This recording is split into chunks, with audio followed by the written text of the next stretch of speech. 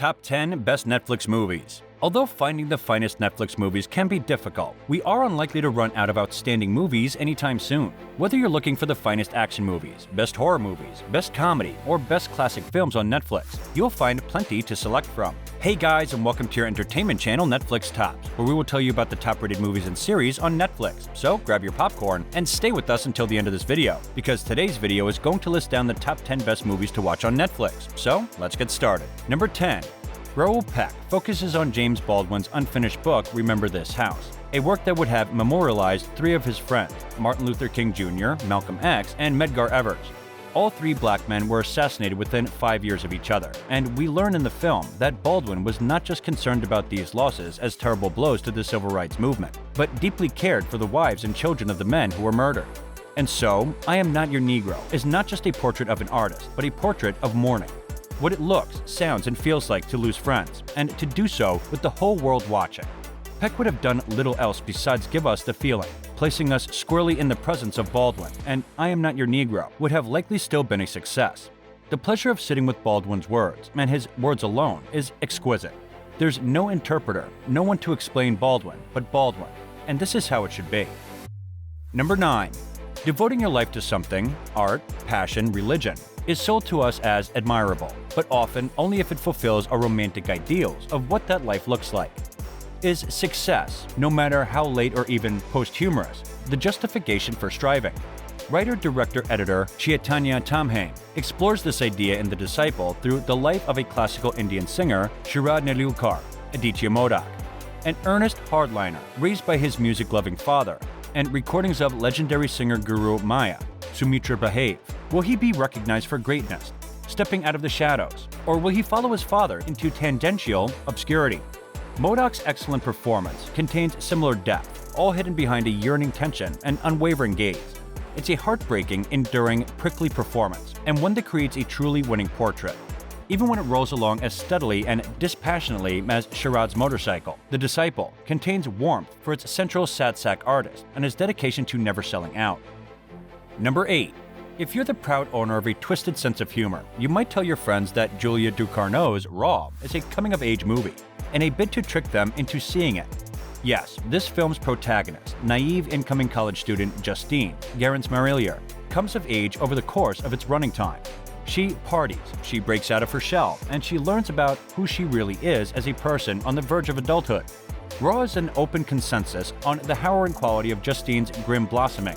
Nasty as the film gets, and it does indeed get nasty. The harshest sensation Ducournau articulates here tend to be the ones we can't detect by merely looking.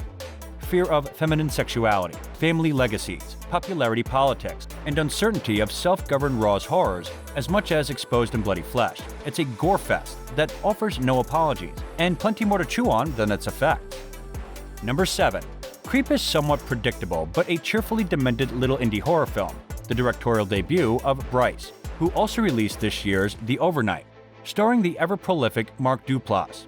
It's a character study of two men, naive videographer and not-so-secretly psychotic recluse, the latter of which hires the former to come document his life out in a cabin in the woods. It leans entirely on its performances, which are excellent. Duplass, who can be charming and kooky in something like Safety Not Guaranteed, shines here as the deranged lunatic who forces himself into the protagonist's life and haunts his every waking moment. The early moments of back and forth between the pair crackle with a sort of awkward intensity. Anyone genre savvy will no doubt see where it's going, but it's a well-crafted ride that succeeds on the strength of chemistry between its two principal leads, in a way that reminds me of the scenes between Domhnall Gleeson and Oscar Isaac in Ex Machina. Number 6. Let it be known, James Wan is, in any fair estimation, an above-average director of horror films at the very least. Several of his films sit just outside the top 100. If this list were ever to be expanded, The Conjuring can't be denied as the Wan representative because it is far and away the scariest of all his feature films. Its haunted house possession story is nothing you haven't seen before, but few films in this oeuvre in recent years have had half the stylishness that Wan imparts on an old, creaking farmstead in Rhode Island. The film toys with audiences' expectations by throwing big scares at you without standard Hollywood jumpscare buildups, simultaneously evoking classic Golden Age ghost stories such as Robert Weiss's The Haunting. Its intensity, effects work, and unrelenting nature set it several tiers above the PG-13 horror against which it was primarily competing. It's interesting to note that The Conjuring actually did receive an R rating despite a lack of overt violence, gore, or sexuality. It was simply too frightening to deny, and that is worthy of respect. Number 5. While we're on board at least passively for however many sequels Pixar wants to give Toy Story, patient for however long another one takes, I Lost My Body is a singular animated film, increasingly of the kind that, frankly, don't get made anymore. Ostensibly about an anthropomorphic hand climbing and skittering its way across the city to find the person to whom it was once attached, the story of its severing slowly coming to light.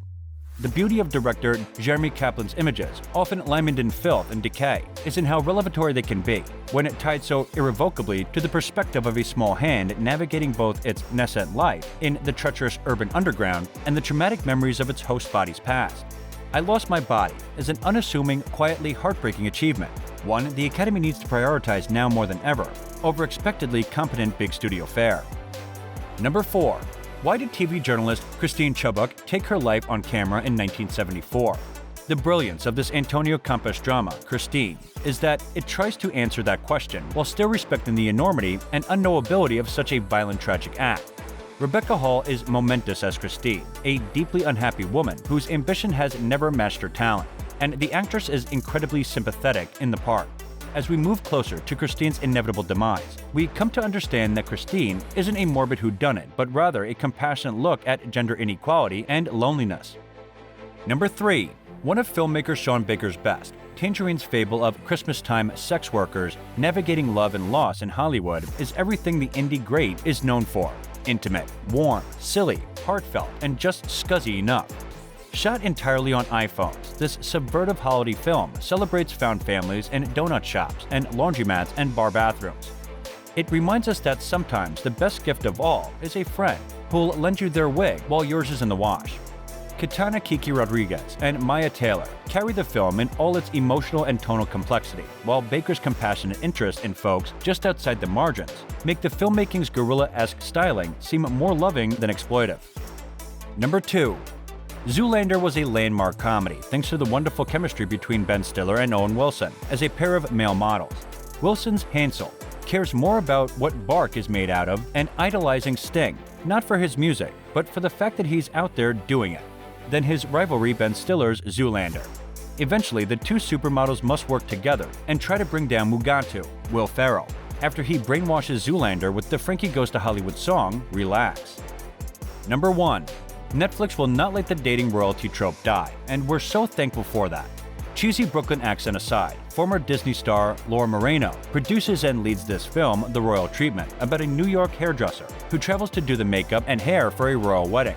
With a few cliché moments and fun montages, the love between friends, family, and duty is told in this romantic comedy. Plus, the handsome prince is played by Aladdin star Mena Musan, who is undeniably charming in the role. And this brings us to the end of the video. Don't forget to like the video and subscribe to our channel for amazing movie reviews coming your way. And thank you for watching.